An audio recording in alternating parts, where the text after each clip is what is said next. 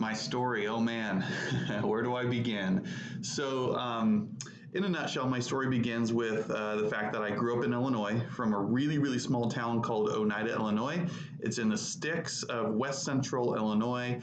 Went to a high school called Rova, which was five small towns that merged together to form one high school.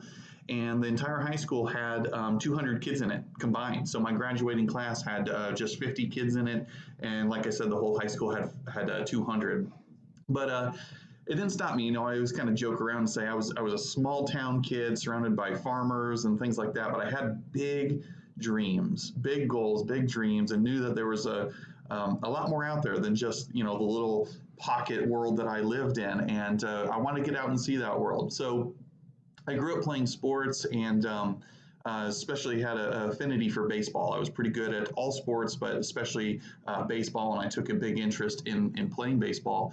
So through high school, I got to be pretty good and got drafted by the Oakland A's as a hitter to go play professional baseball.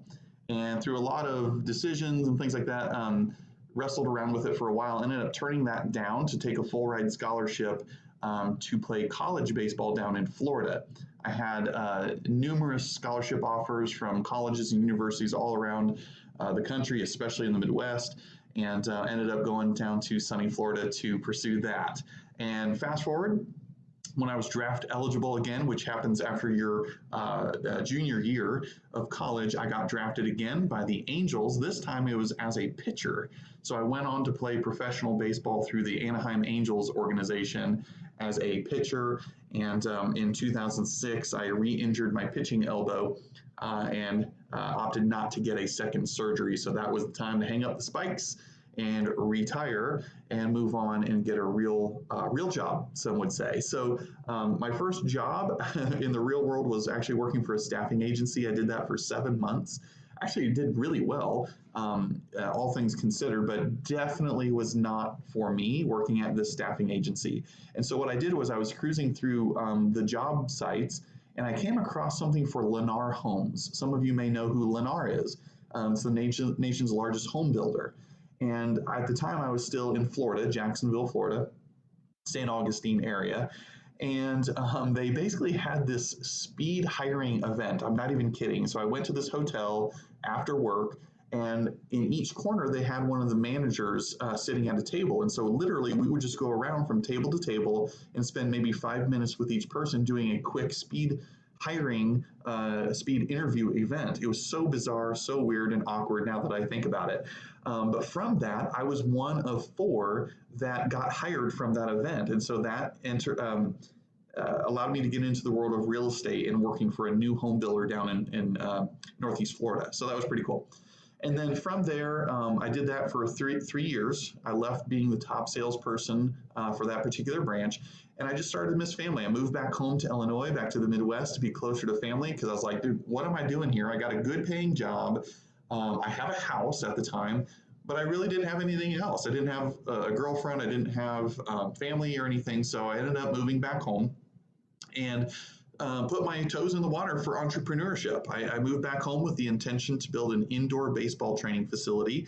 Ended up calling it the Players Edge, and ran that very well for 3 years. We literally built it from the ground up. We were in just a Morton building, converted into indoor baseball training facility with AstroTurf and pitching machines and the whole nine. And I ended up giving baseball lessons, doing camps and clinics and things of that nature for, like I said, 3 years. Now, during that time, I was exposed to a network marketing opportunity. And I was one of those haters. I said it's a pyramid scheme. I hated on it for 6 months, but then I saw one of my best friends getting to drive this BMW and making all this money. I'm like, all right, maybe I should be open-minded to this. So long story short, I ended up getting involved in this network marketing company while still running my baseball business, and ended up having some very quick success. We earned our car in 21 days, reached all these ranks for trips and special honors, and it ended up making 5 figures a month through this particular vehicle. And when we were doing that, I'm like, well, kind of getting a little burnt out, on the whole baseball thing, because I never took a day off. 7 days a week, 14, 16-hour days. It was nonstop, and I was just frankly burned out. And so I went all in with the network marketing company. And that's really where I learned, I think, a lot about how to lead and how to grow personally and professionally. And I credit a lot of it to that experience, quite frankly.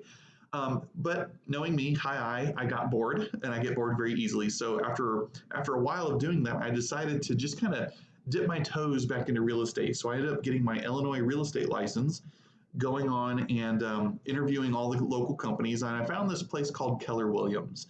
And so I interviewed there, and I liked the commission splits. I liked the profit share idea and just the culture that they stood for. So I ended up joining the local Keller Williams branch, and they had only been open for a couple of years.